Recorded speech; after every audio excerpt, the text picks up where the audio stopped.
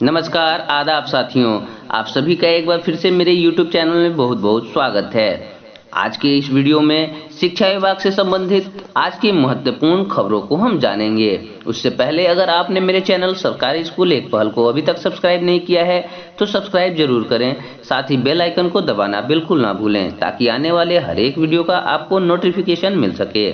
Facebook और Instagram के page को लाइक करें, ट्विटर पर हमें फॉलो करें। तो चलिए आज के दिन भर के शिक्षा विभाग के मुख्य समाचार को हम जानते हैं। राज्य कर्मियों को भी मिले केंद्रीय कर्मियों के अनुरूप महंगाई भत्ता। बिहार राज्य अराजपत्रित कर्मचारी महासंघ गोपगुट ने राज्य सरकार को पत्र लिखकर केंद्रीय कर्मचारियों के अनुरूप राज्य कर्मियों दर को 1 जुलाई 2021 के प्रभाव से 17% से बढ़ाकर 28% करने का अनुरोध।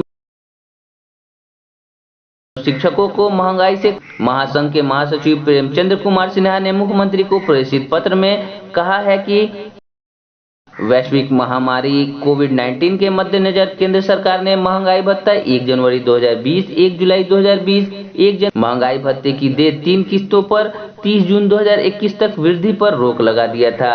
अब केंद्र सरकार के निर्णय के अनुसार 1 जुलाई 2021 से केंद्रीय कर्मचारियों के लिए महंगाई भत्ते पर लगी रोक 1 जुलाई 2021 से समाप्त करते हुए 28% की वृद्धि पर भुगतान करने का आदेश 20 जुलाई 2021 को जारी कर दिया। इसलिए बिहार के राज्यकर्मियों, शिक्षकों, पेंशनर्स को 1 जुलाई 2021 से बढ़े हुए दर पर भुगतान करने का आदेश जारी करने की मांग महासंघ ने की है। मुख्यमंत्री से यह भी अनुरोध किया है कि महंगाई भत्ता 25% से अधिक होने पर मकान किराया भत्ता भी बढ़ाने का निर्णय है, अतः मकान किराया भत्ता भी वृद्धि की जानी चाहिए। मार्च में होगी मध्यमा परीक्षा, जुटा संस्कृत शिक्षा बोर्ड। बिहार संस्कृत शिक्षा बोर्ड की ओर से गुरुवार को आयोजित बैठक में वर्ष 2022 की मध्यमा परीक्षा की तैयारी शुरू करने का निर्णय लिया गया। परीक्षा अगले वर्ष मार्च में आयोजित की जाएगी। मध्यमा का नियमित सत्र चलाने पर बैठक में विशेष जोर दिया गया। संस्कृत बोर्ड की अध्यक्ष डॉक्टर भारती मेहता ने बताया कि मध्यमा का नियमित सत्र चले, इसके लिए बोर्ड हर संभव प्रयास करेगा। अध्यक्ष डॉक्टर मेहता ने कहा कि जल्द ही बोर्ड का अपना भवन होगा। उन्होंने कहा कि बिहार राज्य आधारभूत संरचना निगम को डीपीआर तैयार करने का निर्देश दिया गया है। संस्कृत विद्यालयों में जल्द ही रोस्टर क्लियर कर शिक्षकों की नियुक्ति की जाएगी। इसके लिए मुख्य सचिव के माध्यम से रोस्टर क्लियर करने का निर्देश दिया गया।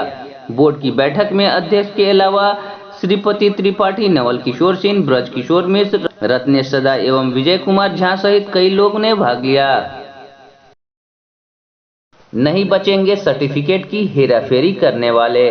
सर्टिफिकेट की हेराफेरी करने वाले नहीं बचेंगे। शिक्षा मंत्री विजय कुमार चौधरी ने गुरुवार को संवाददाताओं से बातचीत में कहा कि पंचायती राज एवं नगर निकाय शिक्षकों द्वारा पोर्टल पर अपलोड किए गए सर्टिफिकेट में यह देखा जाएगा कि जिस सर्टिफिकेट पर नौकरी कर ली गई है वही सर्टिफिकेट अपलोड कराए गए हैं या नहीं। शिक्षा मंत्री श्री चौधरी ने बताया कि पंचायती राज एवं नगर निकाय शिक्षकों के सर्टिफिकेट की जाँच पटना उच्च न्यायालय के आदेश पर चल रही है। जांच के लिए जिन शिक्षकों के सर्टिफिकेट अप्राप्त उनसे ही पोर्टल के माध्यम से सर्टिफिकेट मांगे गए। पोर्टल पर सर्टिफिकेट अपलोड करने की अंतिम तिथि समाप्त हो चुकी है। शिक्षकों को पहले ही निर्देश दिए गए थे कि पोर्टल पर सर्टिफिकेट अपलोड नहीं करने वालों को माना जाएगा कि अपने सर्टिफिकेट को लेकर उन्हें कुछ नहीं कहना है। शिक्षा मंत्री श्री चौधरी ने बताया कि सर्टिफिकेट अपलोड करने की अंतिम तिथि समाप्त हो चुकी है। अब अंतिम तिथि तक सर्टिफिकेट अपलोड नहीं करने वाले शिक्षकों के मामले में शिक्षा विभाग निर्णय लेगा। सॉफ्टवेयर से होगा शिक्षकों का ऐच्छिक तबादला। राज्य में पंचायती राज एवं नगर निकाय महिला एवं दिव्यांग शिक्षकों का ऐच्छिक तबादला सॉफ्टवेयर के माध्यम से होगा। शिक्षा मंत्री विजय कुमार चौधरी ने गुरुवार को संवाददाताओं से बातचीत में कहा कि पंचायती राज एवं नगर निकाय नियोजन इकाइयों में महिला एवं दिव्यांग शिक्षकों के ऐच्छिक तबादले के लिए सॉफ्टवेयर तैयार है। इसके लिए पोर्टल का शुभारंभ जल्द किया जाएगा। ऐच्छिक स्थानांतरण के लिए महिला एवं दिव्यांग शिक्षकों के आवेदन पोर्टल के माध्यम से जल्द लेने की तैयारी है। आपको बता दूं कि पंचायती राज एवं नगर निकाय नियोजन इकाइयों के महिला एवं दिव्यांग शिक्षकों का अंतर नियोजन इकाई, अंतर जिला इकाई तबादला होगा। इसी प्रकार पंचायती राज एवं नगर निकाय नियोजन इकाइयों के पुरुष शिक्षकों का भी पारस्परिक तबादले होने हैं। शिक्षा मंत्री श्री चौधरी ने बताया कि सॉफ्टवेयर के माध्यम से तबादले की पूरी प्रक्रिया में पारदर्शिता रहेगी। एक सवाल के जवाब में उन्होंने कहा कि राज्य सरकार शिक्षकों की सहूलतें देना चाहती है। हम शिक्षकों की सुविधाओं का पूरा ख्याल रख रहे हैं। शिक्षकों को चाहिए कि विद्यालय के शैक्षणिक माहौल में सुधार लाएं। अगस्त में खुल जाएंगे 10वीं तक के स्कूल। राज्य में पहली से 10वीं कक्षा तक के सभी सरकारी एवं निजी प्रारंभिक एवं माध्यमिक विद्यालय अगस्त के दूसरे सप्ताह में खुल जाएंगे। शिक्षा मंत्री विजय कुमार चौधरी ने बुधवार को बताया कि कोरोना महामारी के चलते राज्य में 6 अगस्त तक आंशिक रूप से अनलॉक है। इससे पहले आपदा प्रबंधन समूह की बैठक में पहली से 10वीं कक्षा तक के बच्चों की पढ़ाई शुरू करने पर कोरोना प्रोटोकॉल के तहत महत्वपूर्ण निर्णय लिया जाएगा। आईसीएमआर की रिपोर्ट की चर्चा करते हुए शिक्षा मंत्री विजय कुमार चौधरी ने बताया कि आईसीएमआर ने यह जानकारी दी है कि देश के 60% लोगों में कोरोना से लड़ने के लिए एंटीबॉडी बन गया है। यह भी बताया कि बच्चों की तुलना में कोरोना से ज्यादा खतरा वयस्कों को है। बच्चों के लिए स्कूलों को खोलने पर भी आईसीएमआर ने सहमति दी है और कहा है कि बच्चों में कोरोना संक्रमण कम होता है। इस परिप्रेक्ष्य में शिक्षा विभाग अगले 10 दिनों में कोरोना महामारी की स्थितियों पर ध्यान रख रहा है। स्थितियां अनुकूल बनी तो अगस्त के दूसरे सप्ताह में स्कूलों को खोलने के लिए आपदा प्रबंधन समूह की बैठक में बच्चों के भविष्य एवं उनकी सुरक्षा के हित में फैसला लिया जाएगा। अफसरों पर चलने वाली कार्रवाई को अब अंजाम तक पहुंचाने की कवायद। सरकारी अफसरों पर शुरू की गई विभागीय कार्रवाई को लेकर अद्यतन स्थिति क्या है, सरकार इसकी खोज खबर लेगी। जिन मामलों में अफसर पर कार्रवाई प्रारंभ की जाएगी उनकी जांच प्रक्रिया अब लंबी नहीं चलेगी। ऐसे मामलों को जल्द से जल्द अंजाम तक पहुंचाया जाएगा। निगरानी विभाग के अपर मुख्य सचिव आमिर सुबहानी ने लोकायुक्ति के एक निर्देश के बाद इस संबंध में कवायद शुरू करने का निर्देश दिए हैं। पिछले महीने ही लोकायुक्त ने सेवांत लाभ भुगतान के एक मामले में एक अंचलाधिकारी के विरुद्ध कार्रवाई करने का निर्देश दिए थे। इस दौरान निगरानी विभाग को निर्देश दिया गया था कि जिन अफसरों पर विभागीय कार्रवाई लंबित है वैसे मामलों की समीक्षा कर संबंधित लोक सेवक के मामले का एक समय सीमा के अंदर निपटारा किया जाना चाहिए। इस संबंधन से स्कूलों को स्वीकृति मिलना आसान। राज्य के शिक्षा मंत्री विजय चौधरी ने पोर्टल को लॉन्च किया। शिक्षा मंत्री विजय कुमार चौधरी ने गुरुवार को ई संबंधन पोर्टल को लॉन्च किया।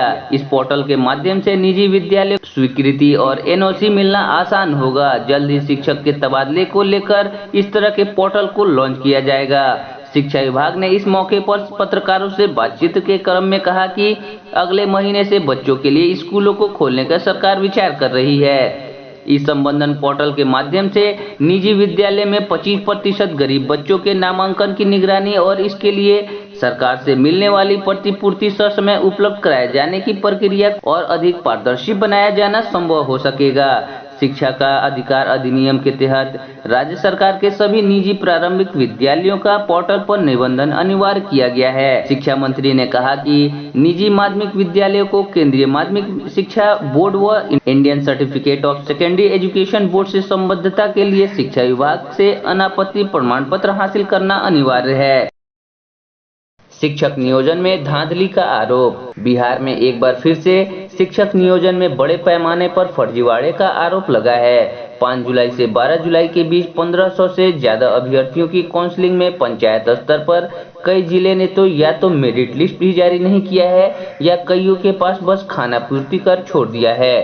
एनआईसी वेबसाइट पर दरभंगा समेत कई जिलों ने लिस्ट जारी नहीं की है। भोजपुर समेत कई जिलों में लिस्ट प्रकाशित की गई है जिसमें महत्वपूर्ण जानकारियां गायब हैं। पटना जिले में जो चयनित अभ्यर्थियों की लिस्ट जारी हुई है उस पर गौर किया जाए तो चयनित अभ्यर्थियों का नाम, पिता का नाम, रोस्टर के अनुसार कैटेगरी, चयन किस कैटेगरी में हुआ है, यह सभी जानकारी मेरिट अंक समेत उपलब्ध कराई गई है। इससे यह स्पष्ट समझा जा सकता है कि किस आधार पर नियोजन इकाई ने अभ्यर्थियों की काउंसलिंग कराई है। वहीं दूसरी ओर भोजपुर की लिस्ट पर गौर करें तो इसमें सारी महत्वपूर्ण जानकारियां गायब हैं ताकि किसी को यह पता न चल सके कि किस आधार पर अभ्यर्थी का चयन हुआ है। न तो अभ्यर्थी का मेगा अंक दिया गया है, न ही कैटेगरी की जानकारी दी गई है। शिक्षा विभाग का यह स्पष्ट निर्देश था कि 20 जुलाई तक सभी नियोजन इकाइयों को काउंसलिंग में चयनित अभ्यर्थियों की कंप्लीट लिस्ट एनआईसी की वेबसाइट पर जारी करनी है, ताकि सार्वजनिक तौर पर यह पता चल सके कि काउंसलिंग में पारदर्शिता बरती गई है। शिक्षा विभाग के आदेश के बावजूद बड़ी संख्या में नियोजन इकाइयों ने इसकी अवहेलना की है। इसमें भोजपुर तो पहले नंबर पर है, वहीं दरभंगा ने अब तक एनआईसी पर कोई लिस्ट जारी नहीं किया है। विभाग का निर्देश है कि पारदर्शी तरीके से नियोजन में काउंसलिंग होनी चाहिए, ताकि योग्य अभ्यर्थियों का चुनाव हो सके, लेकिन कई पंचायत इकाइयों ने जमकर धांधली की है। इसके बाद 473 पंचायत नियोजन इकाइयों में काउंसलिंग रद्द करनी पड़ी। जिन नियोजन इकाइयों में काउंसलिंग कराई गई है, वहां धांधली छुपाने के लिए एनआईसी की वेबसाइट पर शिक्षा विभाग के आदेश की अवहेलना करते हुए लिस्ट जारी नहीं की गई। कहीं कहीं अगर लिस्ट भी जारी की गई है तो उसमें भी पारदर्शिता का अभाव है।